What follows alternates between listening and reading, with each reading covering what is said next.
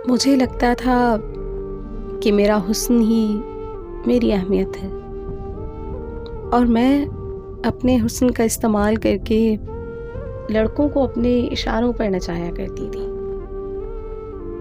और उसी हुस्न से एक लड़का मेरी मोहब्बत में गिरफ्तार हो गया।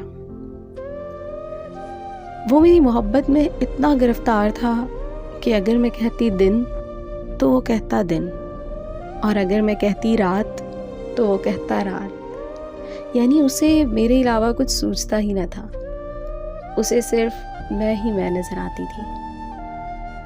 लेकिन मोहब्बत कब इश्क में बढ़ गई अंदाज़ा ही नहीं हुआ।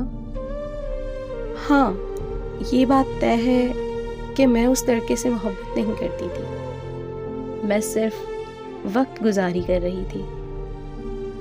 उसे मुझसे कब इश्क हो गया मुझे अंदाज़ा न हुआ।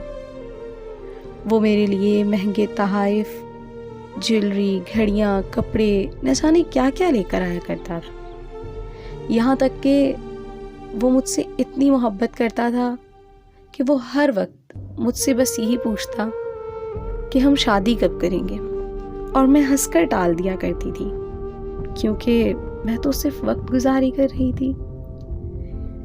एक दिन वो मेरे घर के बाहर आकर खड़ा हो गया और उसने मुझसे फ़ोन पर कहा कि जब तक वो मुझे बताएगी नहीं कि हम शादी कब कर रहे हैं, वो यहाँ से नहीं जाएगा।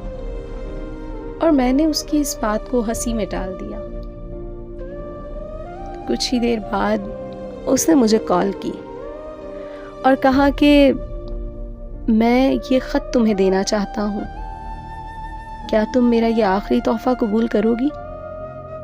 और मैंने भी हंसी हंसी में कह दिया कि ठीक है, भेज दो। उसने ख़त मेरे पास भेज दिया और वहाँ से रवाना हो गया। वो वहाँ से जा चुका था और ख़त मेरे हाथ में था। मैंने ख़त खोला और उसे पढ़ना शुरू किया। उसमें लिखा था कि तुम मेरी आखिरी मोहब्बत हो। मैं मर तो सकता हूँ, लेकिन तुम्हारे बग़ैर रहने का तसव्वुर मेरे लिए नामुमकिन है। और पता नहीं उसकी बातों पर मुझे क्यों हंसी आने लगी। उसकी बातें मुझे ड्रामाई सी महसूस हो रही थी।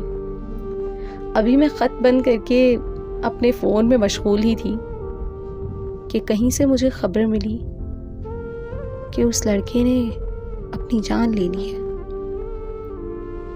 और इस खबर ने मेरी दुनिया हिला दी थी। फिर मुझे अंदाज़ा हुआ कि मुझे उससे मोहब्बत हो गई थी, लेकिन मैंने उसकी मोहब्बत को हंसी में उड़ा दिया। और आज 5 साल गुजर चुके हैं, लेकिन मैं उसके मौत के सदमे से नहीं निकल पाई हूँ। और यूं ही अपनी ज़िंदगी अपने हुस्न को बिगाड़ कर गुजार रही हूँ।